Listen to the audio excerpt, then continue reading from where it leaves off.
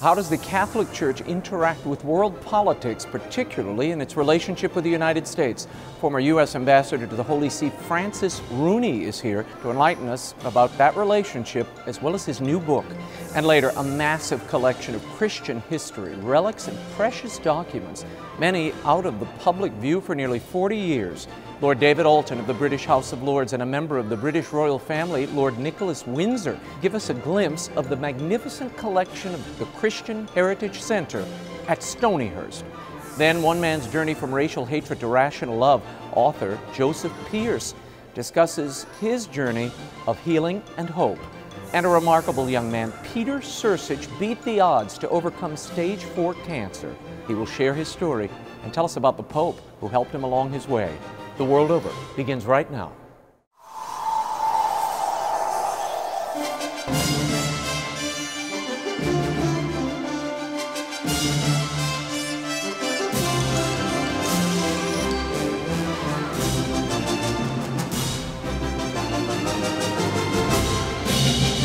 Now, from Washington, D.C., Raymond Arroyo. A warm welcome to all of you joining us in the United States and the world over. As you can see, we are not in our studio this week. It's being refurbished, but imagine how pretty it'll be next time. We are here in the United States Capitol, and perhaps that's appropriate for this first guest. Now, this week, the new Vatican ambassador, Ken Hackett, presented his credentials to Pope Francis. So it's appropriate that we're joined by the former ambassador to the Holy See for the United States, Francis Rooney.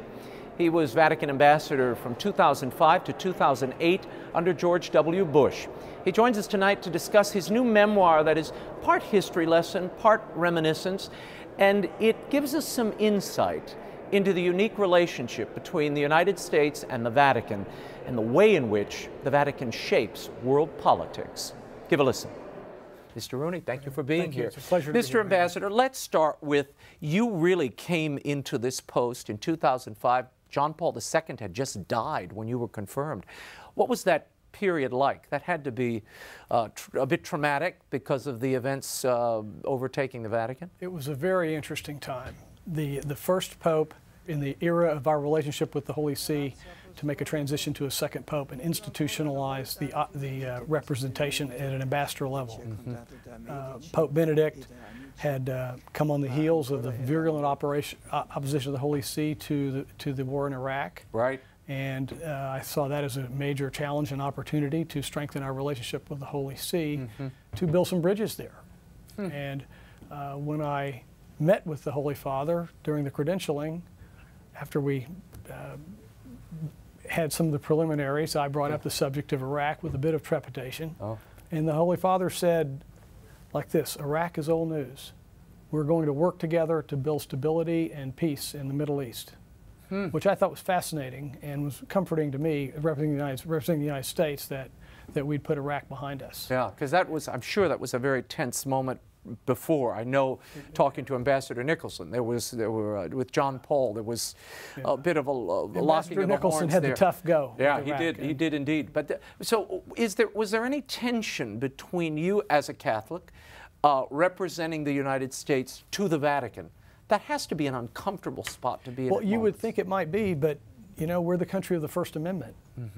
And not only has the First Amendment enshrined religious freedom like no other country in the history of mankind, but it also creates that render unto Caesar and render unto God dichotomy that enabled me and my predecessors to focus on the diplomatic relationship of the Holy See and the United States. Now, Mr. Rooney, there are some who say, why do you need an ambassador to a religious state? And that's what the Vatican is.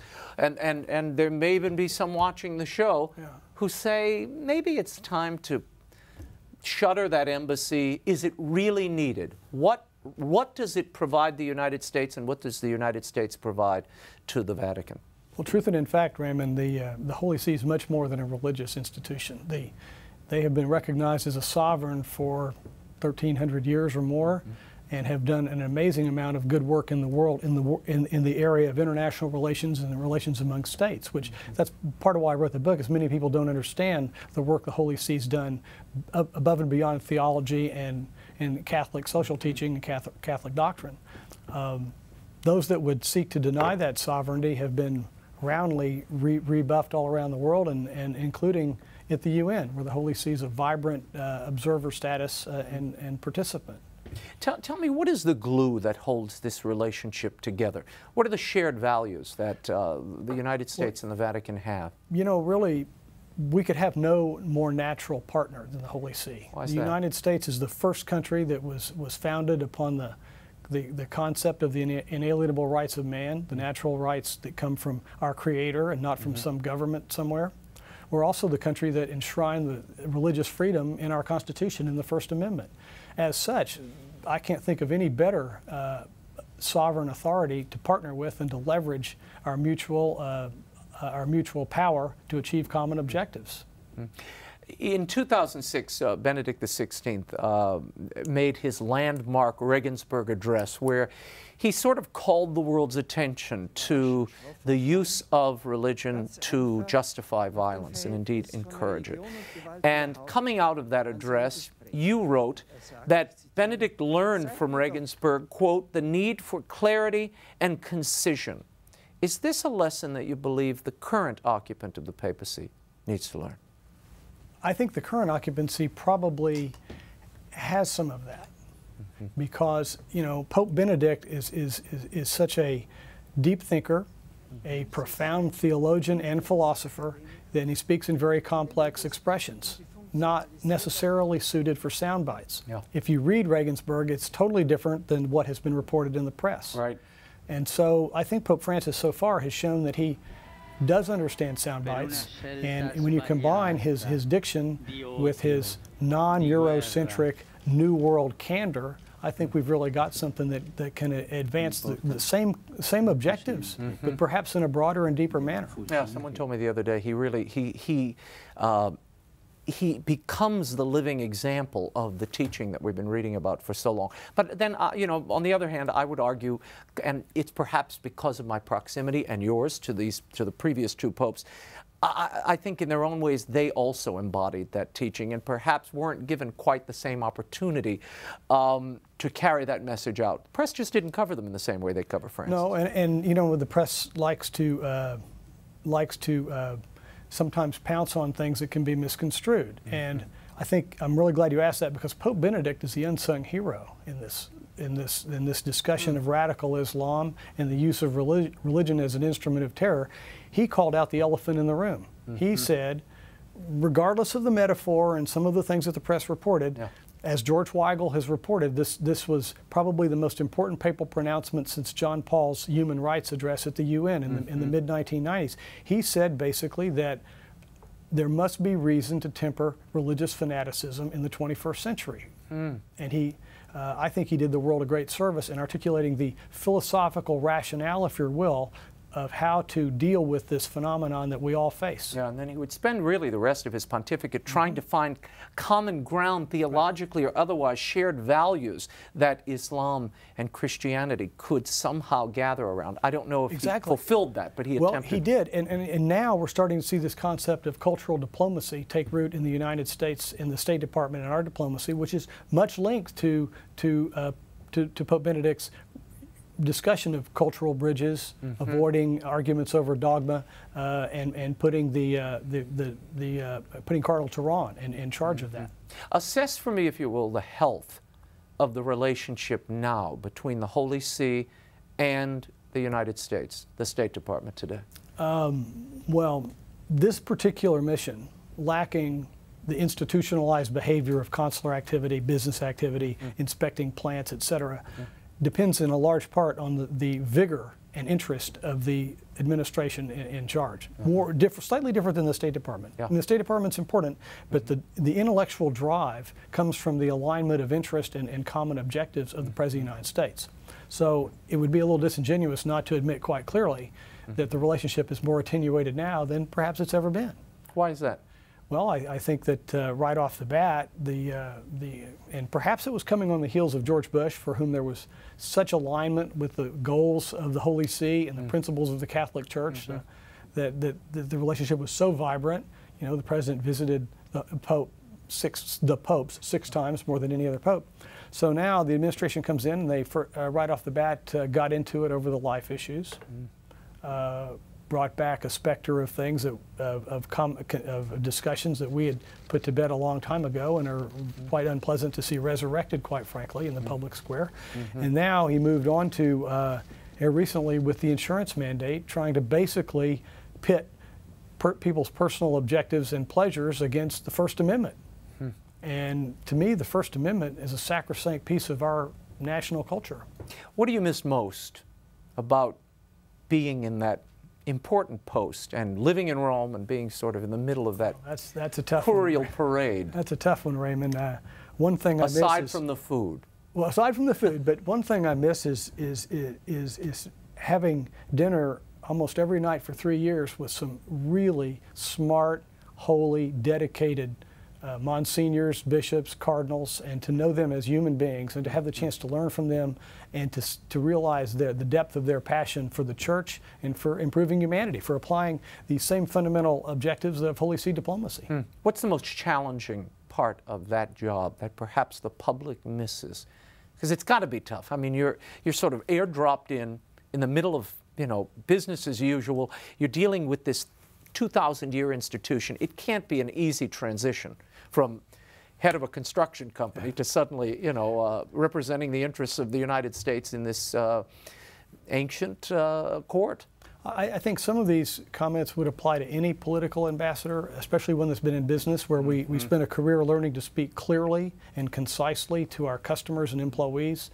And in the diplomatic world, sometimes it's more important to speak obliquely and certainly more carefully than we do in business. And when you add to that the nuance of Holy See diplomacy, which is so rooted on fundamental principles of human dignity, freedom, religious freedom, sometimes these concepts are more difficult to discuss and to nuance when they're put into practice. I mean, one of the fascinating things about Holy See diplomacy is they've been applying these fundamental human principles, which started maybe back with St. Augustine and Jesus, in all different fact patterns throughout history. And that's one of the things I hope comes out in the book. Yeah, well, it certainly does. And I thank you for writing it and taking the time to join us. Ambassador Rooney. Thank you, Ray. Thank you for being here. The Global Vatican by former U.S. Ambassador to the Holy See, Francis Rooney, is available at bookstores everywhere and online. To find out more, visit the ambassador's website, francisrooney.com. When we return, we will bring you some precious relics that are being preserved in a brand new collection at Stonyhurst. Lord David Alton and Lord Nicholas Windsor of the royal family joins us in a moment when The World Over Live continues. Stay right there.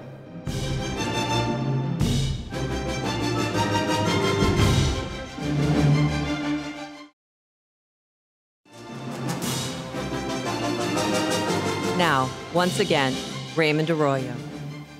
Welcome back to The World Over Live. My next guests are leading an effort to bring the oldest surviving collection of Christian antiquities in the English-speaking world back into public view. They hope to also preserve an overlooked chapter in the history of British Christianity. David Alton has been in the forefront of religious freedom and human rights all over the world. He's a crossbench peer in the UK House of Lords, representing his native Liverpool. And joining him is a member of the British royal family, a godson of Prince Charles, and a cousin of Queen Elizabeth, Lord Nicholas Windsor. They are leading an effort to establish the Christian Heritage Centre at Stonyhurst in England. Joining us is the Christian Heritage Centre's curator, Jan Graffius. So I want to start with Lord David Alton, whom is a regular here on the show. Everyone knows you. And then I'll get to the other members of our august panel here. Why do you need a Christian Heritage Centre at Stonyhurst in the middle of England? Well, there are two reasons, I would say, Raymond. First of all, because it will tell the story of the Catholic community and its links, especially between England and America. But it is needed at a time when people have lost their identity. In the book of Isaiah, it says, remember the rock from which you're hewn. Know who you are. Know who you are. And we've forgotten who we are. We're losing our Judeo-Christian identity. And that, in turn, informs the kind of society in which you live. So we need to tell the old story in new ways. So the centre will partly do that.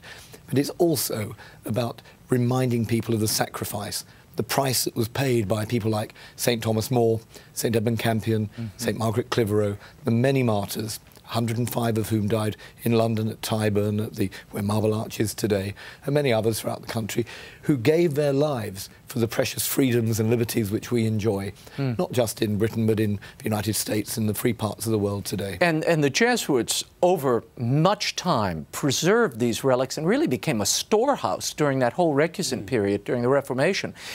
You all are the happy beneficiaries of so much of this because you have this whole collection now at Stonyhurst. It's still in storage. Lord Windsor, how did you get involved with this? And as a member of the royal family, did that bring you into this effort? And as you're a part of this, do you see any sort of connecting of the ribbon here, being that this same family was on both sides of this conflict? Well, I first became involved through David and was invited to go to Stonyhurst. I knew nothing about this story. Wow. But when I went and was shown by Jan these extraordinary relics and began to learn the history of the school, to discover the Jesuit tradition of education, the art of educating the young, was something that the Jesuits worked on very hard. And they used imagery and literature, music, drama. They knew how this opened the heart of young people. And this was a heroic sacrifice on the part of so many of these Jesuits, particularly in the early days of the founding of this school. Jan, tell us about that early history, and I know you brought some of the items, just a smattering of items from this collection that I've seen the catalog David gave me years ago, and it is quite something. It is the biggest collection of Catholic material culture, I think, almost anywhere, and it represents the memory of England's Catholics from the Middle Ages through all the hard penal times, right up to the present day, in fact. And we were founded in 1593 because at that stage it was illegal to have a Catholic school on English soil. And one of the missionary priests who'd come to England with Edmund Campion, when Campion was captured and executed, his companion Robert Parsons managed to get out of England. And Parsons knew from the time he'd spent in England that there was a desperate need for parents to be able to educate their children. So he set up a school in France because it wasn't possible to do it in England. We were there for 200 years until the French Revolution, when we kind of had to leave. But during that time, parents were sending their sons across. The boys would have to take on a disguise. They'd have to take on a new name, because if they were captured, and there were government agents at every port, their parents would be in big trouble. The boys would be disinherited. Their parents would be sent to prison, or worse. So while the parents were entrusting their sons to the Jesuits, and the Jesuits were seen as the great hope for England's Catholic future, they also brought out of hiding precious articles that had been hidden and saved during that great iconoclasm of the Reformation. So we have unbroken history of English Catholicism from the 7th century right up to the present day in the 16th and 17th century. And then in the 17th century, when martyrs were being created, items that related to them were sent across the school as well and used as an inspiration to the boys for the reconversion of England. Wow. Tell me about the items we have here, David and Jan, if you would. Well, Jan is the curator, so let's okay, we'll let Jan speak then. I'll pass over to David, because I know that this is something that has a huge significance for him. This gold crucifix belonged to St. Thomas More, and it was on his desk as he was writing. It was in his chapel where he was praying, and we believe he took it to the Tower of London with him. It's very small and it's very personal. It's front and back, and it's displayed separately. Inside, where the arms of the cross cross over, is a tiny relic, and the Greek inscription on the back identifies it as a tooth of Thomas the Apostle. So for Thomas More to have a relic of Thomas the Apostle must have been a huge and profoundly moving thing for him. When Thomas More was executed, this passed to his son John, and John's direct descendant, Father Thomas More, was the last Jesuit of the English province before they were suppressed, and in 1762 he gave this to our school to encourage the boys. So it's only had two owners, two careful owners. My goodness. But I'll pass it over to David, because I know that he wants to say something about. Yeah. Well, for me, of course, having served in the British House of Commons and now in the House of Lords, Thomas More was the Speaker of the House of Commons, and he was Lord Chancellor serving in the House of Lords. He was also, of course, along with Edmund Campion, tried in Westminster Hall, and any of your viewers who've watched A Man for All Seasons know exactly what happened during that time. And it was during that trial when he said he was the king's good servant, but God's first. And I guess that issue of who you serve, can you serve tyranny at the same time serve God? No, of course you can't. You have to make that choice, and More made the right choice. But it cost him his life. And in an age when we live in politically correct times, we need a different kind of PC, political courage, and that's what Thomas More stood for. So for me, of course, this is very precious. I can't help recalling, though, that Pope Benedict, of course, during his state visit to England, which you covered so well on EWTN, he spoke in that very hall where Thomas More had been tried. And I couldn't help thinking that both More and Campion and the other martyrs must have been looking down from their celestial vantage point with great affection at what was taking place. It was the healing of history.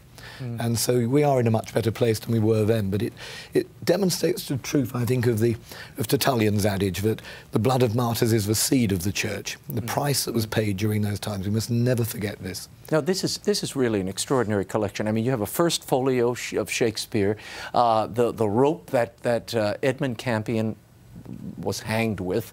I mean, it is an extraordinary. How vast is this collection? I know you've got 40,000 plus volumes of books alone. That's from 3 libraries. We have other libraries. So we have probably about 100,000 books. Oh. We have an archive that goes back to the 8th century. We have silver and vestments and manuscripts.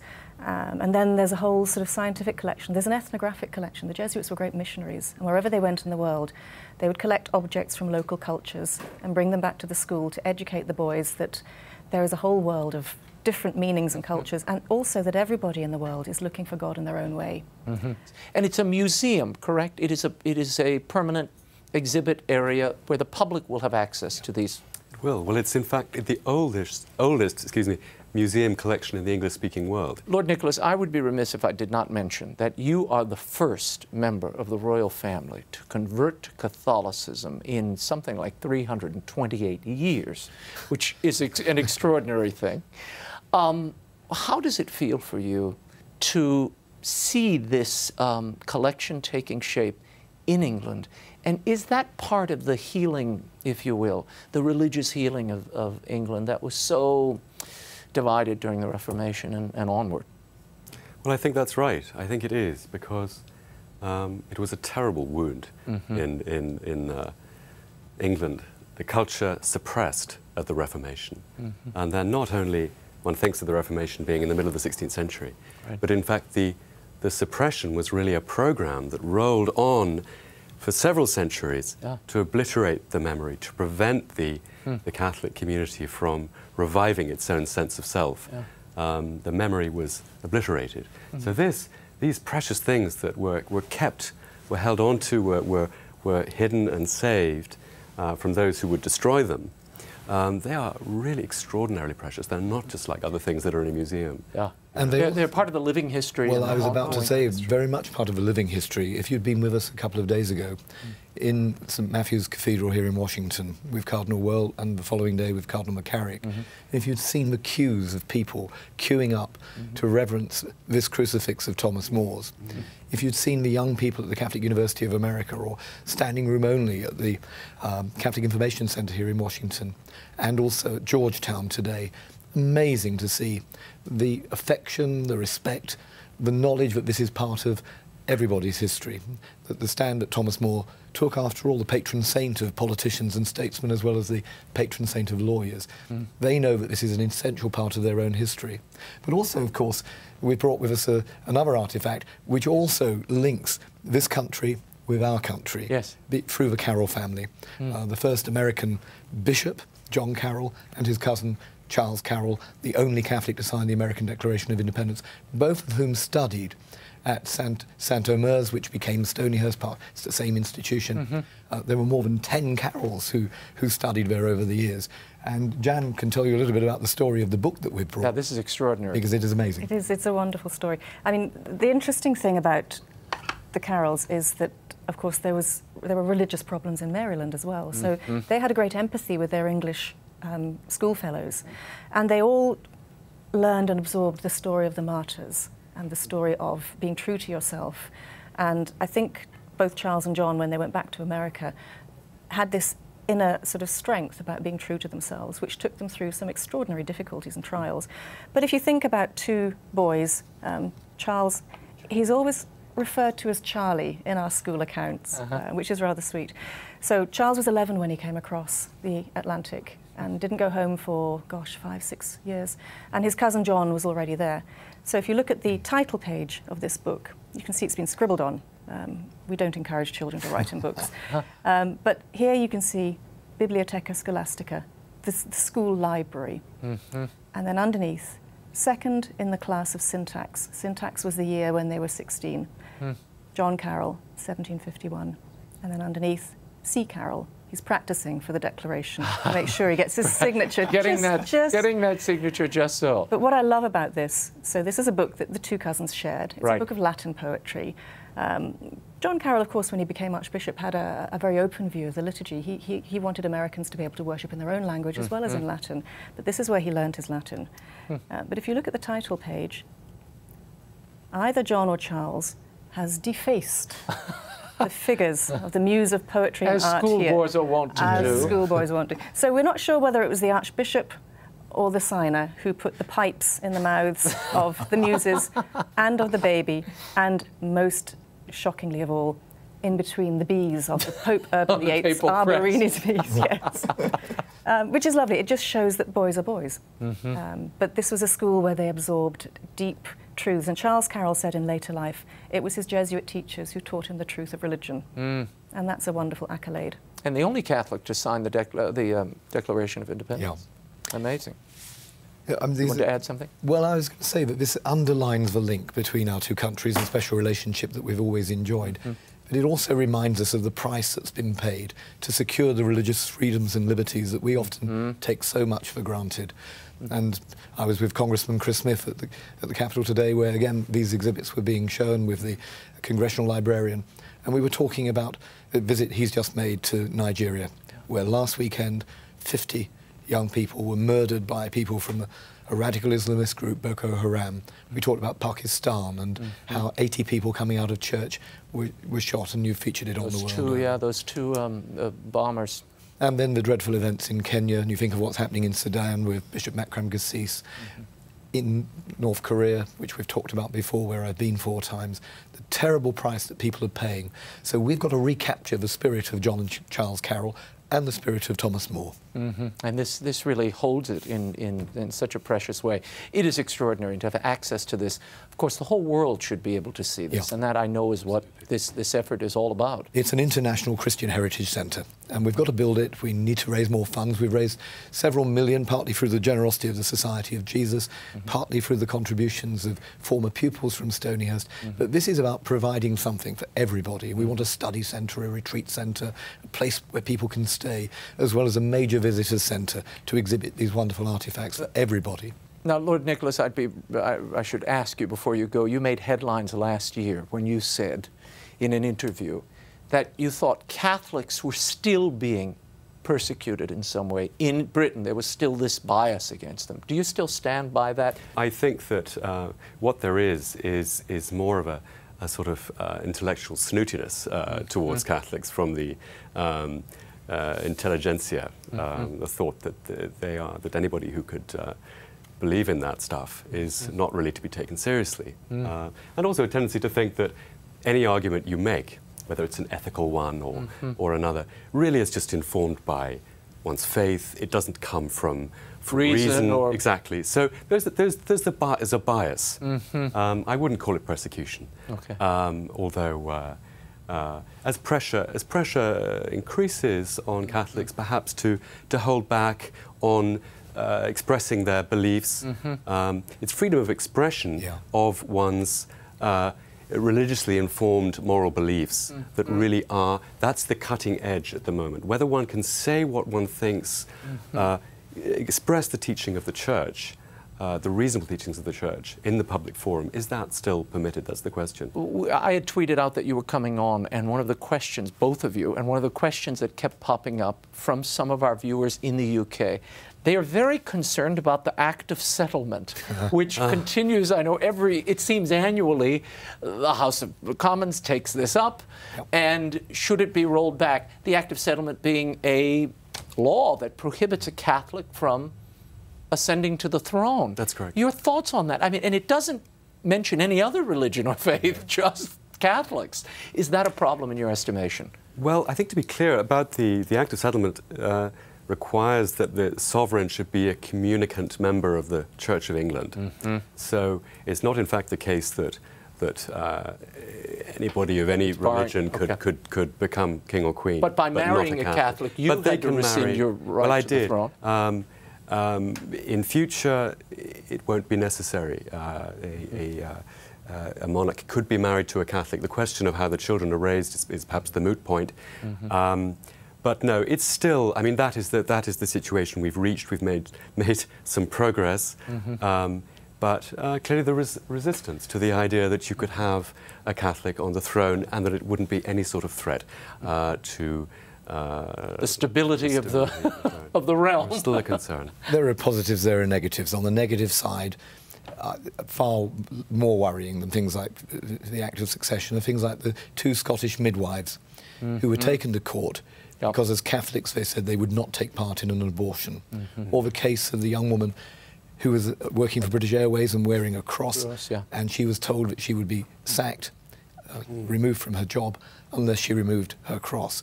Those are acts of intolerance which I think we have to challenge. So conscience becomes the real question for me, rather than the act of succession. Right, Dave.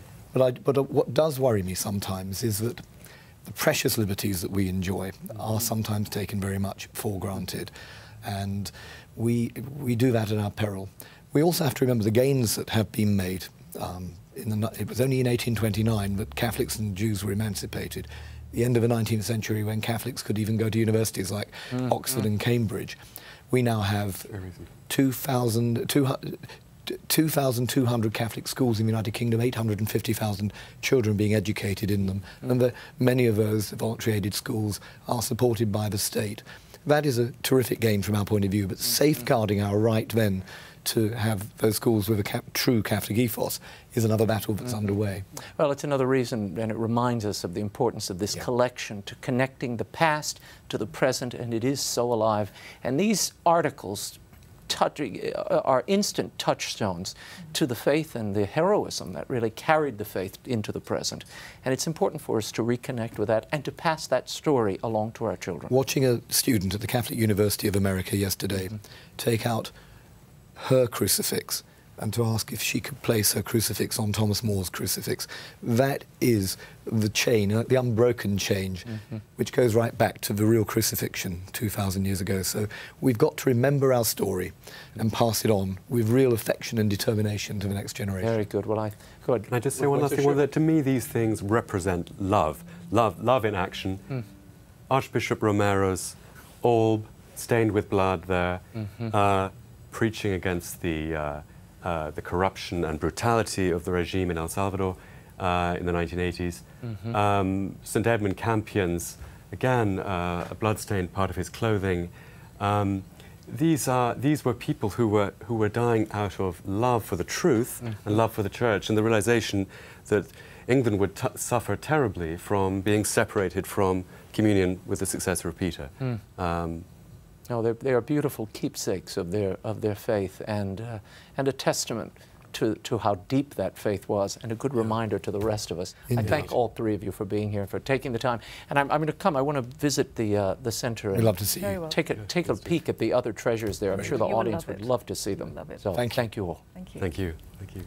You can find out more about the creation of the Christian Heritage Center at Stonyhurst by visiting their website at christianheritagecenter.com. I'll spell center for you. It's CENTRE.com.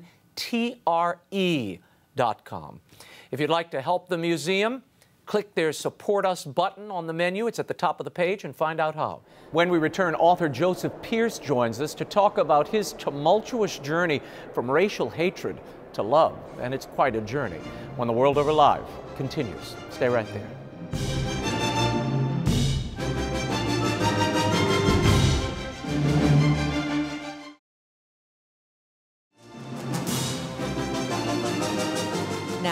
Once again, Raymond Arroyo. Welcome back to The World Over Live. He's the author of nearly 20 books and has become one of the top literary biographers of our time.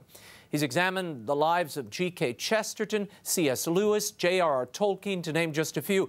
But this time, he examines the life of another author himself. From fascist revolutionary to committed Catholic and scholar, we've heard only fragments of this story before, but now he's committed it to paper. Here to discuss his new and revealing memoir, Race with the Devil, My Journey from Racial Hatred to Rational Love, is Joseph Pearce. Joseph, thanks for coming back on the show.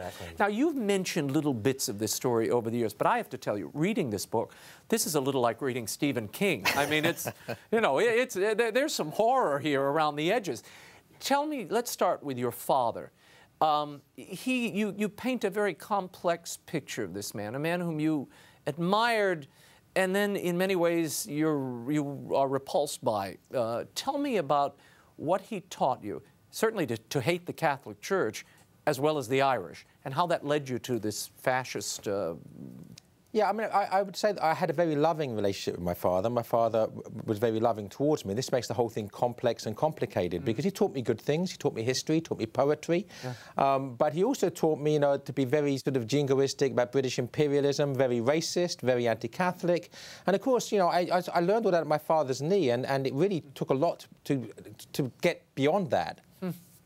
And tell me, you fall in not only to sort of a neo-Nazi phase, you also become an Orangeman, which surprised me. Explain to our American and non-English viewers and Irish viewers what that means. Well, the Orange Order is a secret society. It's an anti-Catholic secret society that exists only to oppose the Catholic Church. So for an Orange man to become a Catholic is actually an extremely unusual phenomenon. I'll say. Now tell me, let's walk people through a little of this journey. This did not happen in a thunderbolt. It does not happen all at once, but very gradually. There's one point in the story where a girl takes you to the Catholic Mass. Tell me about that moment. Yeah, I was about 10 years old, and I was very anti-Catholic, and she was, God knows why a 10-year-old girl wants to become a Catholic, but she had this in her head, and she took me around and showed me the statues, and I felt a real presence there, which, of course, I could not articulate or understand. But, of course, with the wisdom of hindsight, looking back, because I went to the Anglican churches, and they might be more beautiful aesthetically, but there was an emptiness there, an absence, and there was something in the Catholic Church, and that sort of was there subliminally, and, of course, later on, when I started approaching the Catholic Church, it came back to me as a revelation. Tell me about what was happening to you outside of this. You were pulled into this sort of fascist political, the National Front, this organization, very radical. You start editing The Bulldog, a newspaper, a magazine, in 1977 for young people, to pull young people into this mode of thought. What was driving you? I mean, beyond your father's tutelage, what was driving you to continue this and want to propagate it and pass it on to others? Well, by this stage, you know, I'd become a white supremacist. I looked down on non-whites, saw them as being inferior, and I believed with the National Front that all non-whites should be removed from the United Kingdom by force, compulsorily. And consequently, I was full of hatred, and the Bulldog magazine I launched to be the paper of the Young National Front to try to get teenagers like me, I was 16 when I launched that magazine, to get them to join the party. Wow. And when you look back on this, and was there any hesitation about revealing the depth? I mean, I have to tell you, I was sort of taken aback by not only how long you were part of this, but the depths of this.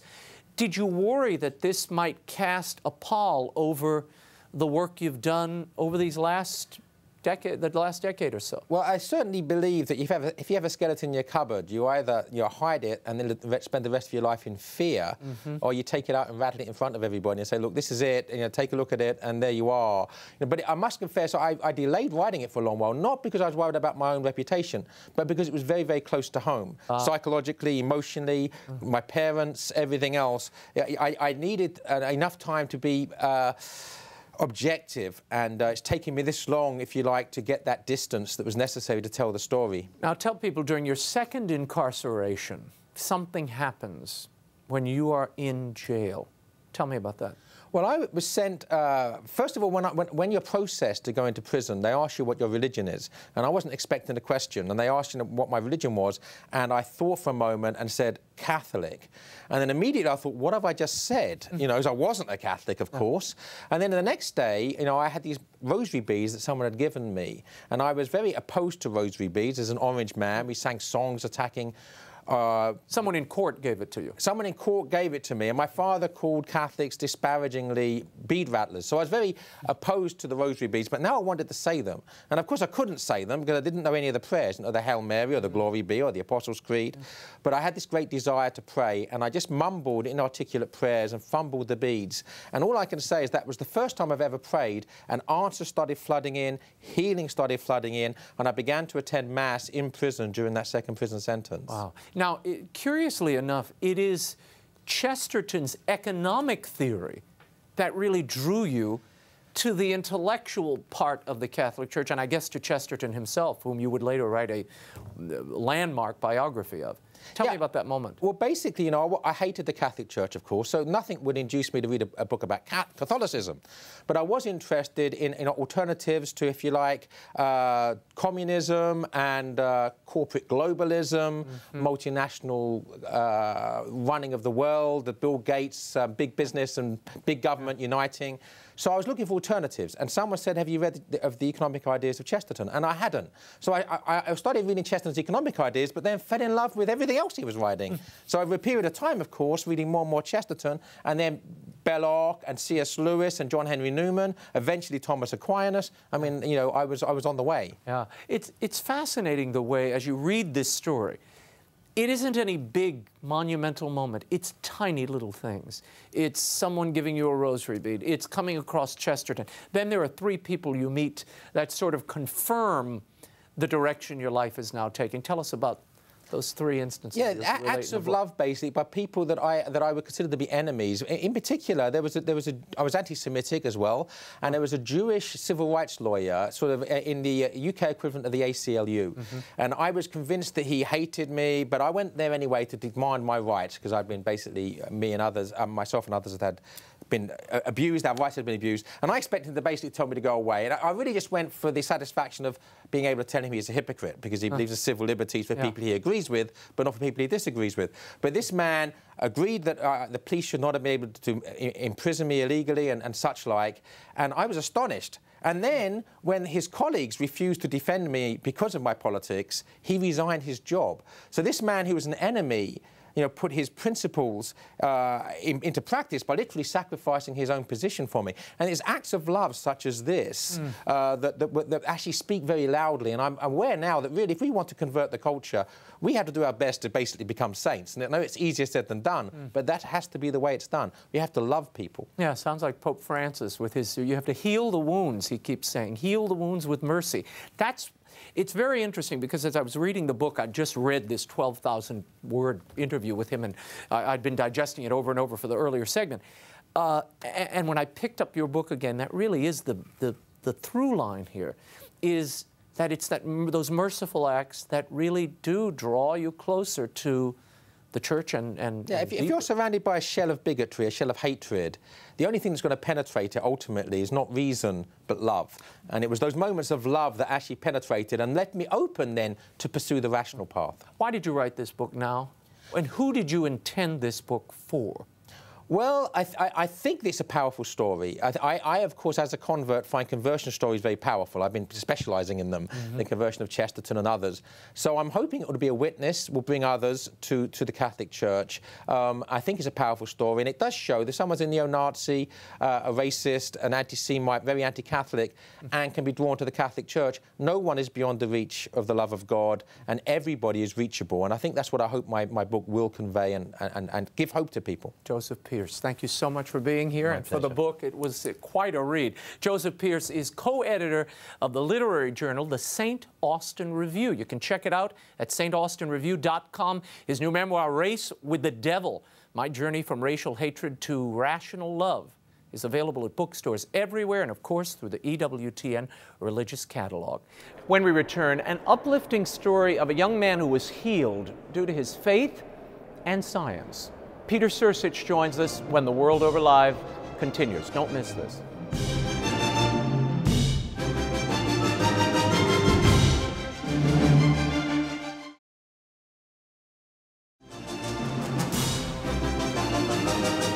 Now, once again, Raymond Arroyo. My next guest received some harrowing news as he neared his 17th birthday. A talented high school lacrosse player, standing at 6'6", he seemed the picture of health. But a persistent cough led his doctors to diagnose him with stage 4 non-Hodgkin's lymphoma. A devout Catholic, his faith and stamina were tested by the experience. But he joins us now in full remission to tell us how faith, family, and science, not to mention the fulfillment of a very special wish, all combined to help him beat the odds. Joining us now via satellite from Denver is Peter SRSICH. Peter, thanks for being with us. Of course. Now, tell me, how did this diagnosis affect you? I can only imagine what a cancer diagnosis like this, the reaction you must have had spiritually and otherwise. Tell me about it. Well, when I first heard it, I was a little bit scared, of course. I mean, I was confused. I had no idea what was about to happen to me. Really no idea what I was going to go through. First thing I thought was I was about to lose my senior year of high school. But I was able to kind of go back on my faith and be strengthened by that a little bit and go through it. And I tried to keep a smile on my face, if not for myself, for my family and friends. And the tumor was in your chest, right, Pete? Yes, the main tumor was in my chest, but it had spread through my lymph nodes a little bit. Oh, boy. And there were some smaller tumors on my adrenal glands. But they couldn't operate. They were worried about operating because of what, the anesthesia? Right, because of the size and location of the tumor. If they had put me under the anesthesia, there was a risk that I wouldn't be able to wake up, or if something went wrong, my windpipe would collapse and they wouldn't be able to do anything about that. So they couldn't actually go into surgery for even a biopsy. Wow, unbelievable. And you had 7 rounds of chemo, 21 rounds of radiation. You must have really been depressed, I would imagine, in the midst of all this with the painkillers and everything else that you were on, in addition to the diagnosis sort of hanging over your head. Well, you know, for the first 2 rounds of my chemo, the side effects were terrible, and I was on pretty heavy painkillers for both of those. And in the midst of that, I did face some pretty severe depression and kind of had almost given up even. And that was a really tough time for me for those first 2 rounds. But after my second round, one of my friends actually came in with the Eucharist. And I was sitting there, I had almost lost my faith entirely.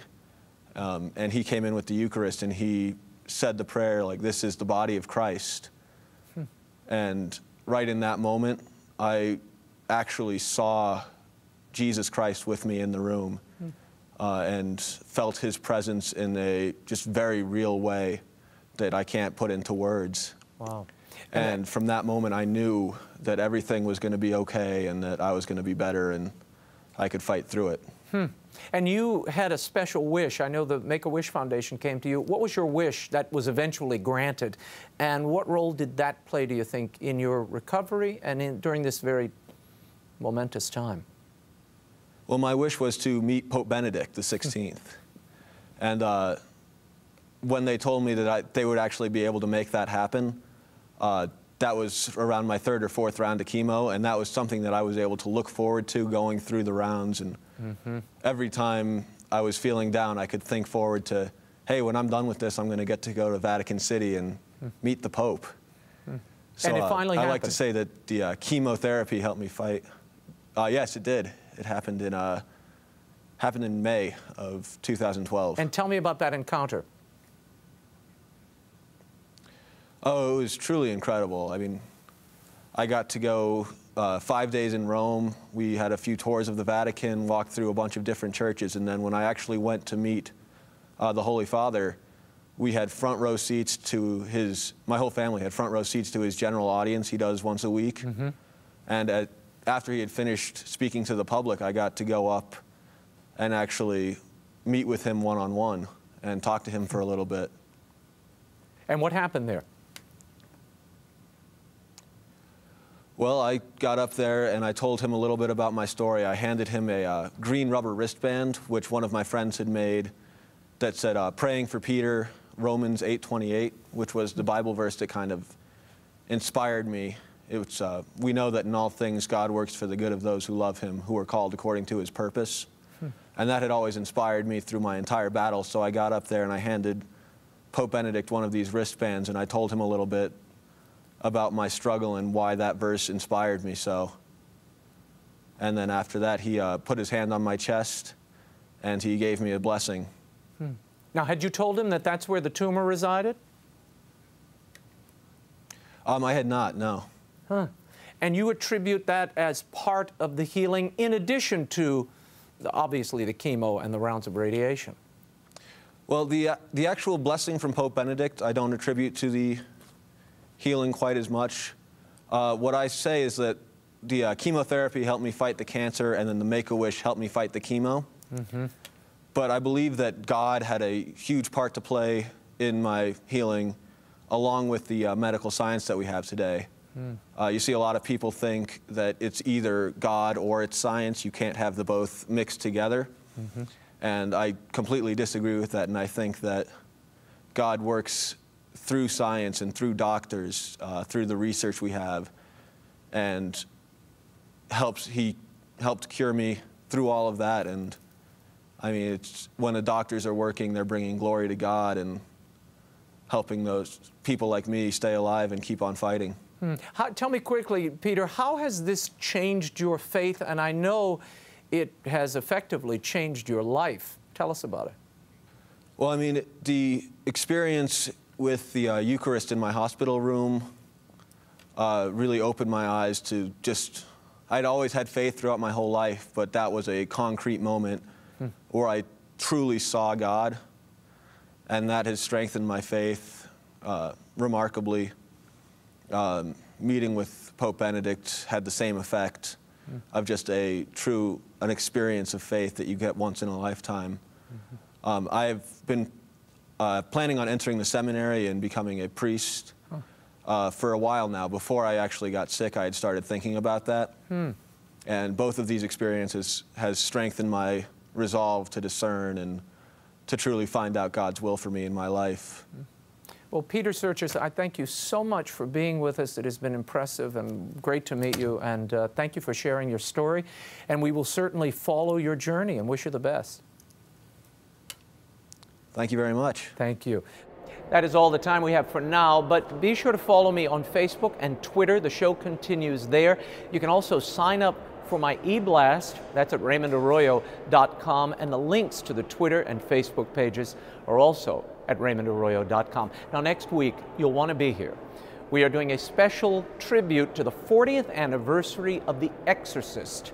Some of the creators will be joining us, and we've got a couple of other surprises for you. Until next week, I'll be scouting the world over for all that is seen and unseen. On behalf of the staff and crew of EWTN News, I'm Raymond Arroyo from the United States Capitol. We'll see you next time. Bye now.